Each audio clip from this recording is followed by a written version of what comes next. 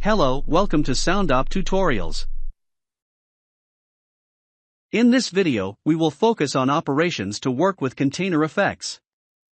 In Soundop, you can use container effects to organize effects as a single effect. With the FX group, you can add effects to process them sequentially.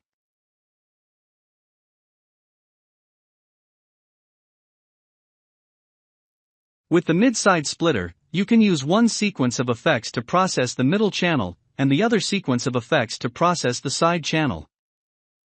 With the parallel FX group, you can create multiple sequences of effects to process audio in parallel. And you can save an organization of effects as a preset.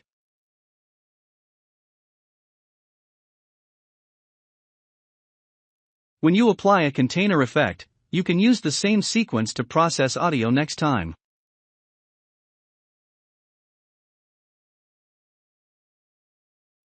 Well, that's all for now. Thanks for watching.